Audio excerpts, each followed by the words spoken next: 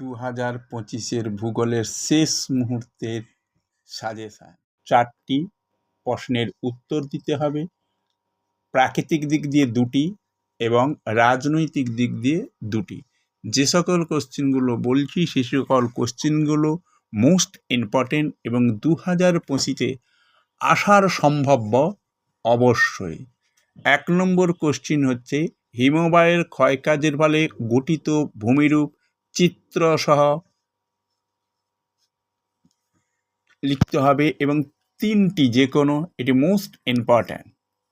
2 নম্বর সমুদ্র স্রোতের কারণ ও জোয়ার ভাটার সৃষ্টির কারণ।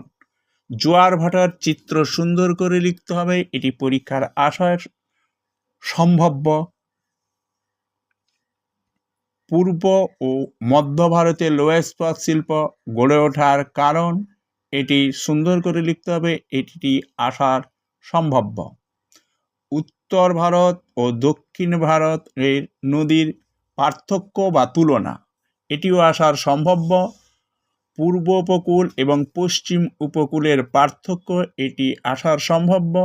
নগর ও শহর গড়ে ওঠার কারণ ও সমস্যা, অবশ্যই 2025-এর কোশ্চেন এটা আসতে পারে। গম, চা, ধান চাষের অনুকূল পরিবেশ, এটিও আসার সম্ভাব্য। বায়ুচাপ উষ্ণতার তারতম্যের কারণ, এটিও আসার সম্ভাব্য। এই সকল প্রশ্নগুলো আসার সম্ভাব্য এবং যেগুলো আমি স্টার দিয়েছি এবং হলুদ কালারে সিম্বল করা আছে, সেগুলো অবশ্যই ভালো করে পড়বে এবং সেগুলো আসার 100% সম্ভাব্য আছে। এছাড়াও যে কোশ্চেনগুলোতে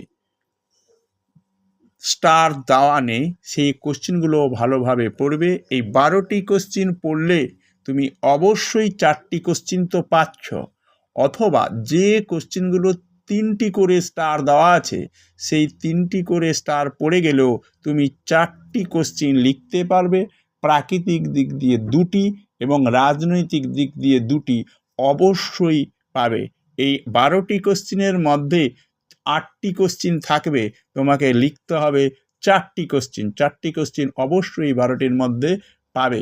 2025-এর 100% জিওগ্রাফির শেষ মুহূর্তের সাজেশন দিলাম। এগুলো করলে তোমরা অবশ্যই প্রশ্নের উত্তরগুলো পাবে এবং প্রত্যেকটা প্রশ্ন লিখতে হলে গ্যাপ দিয়ে দিয়ে তোমরা লিখবে।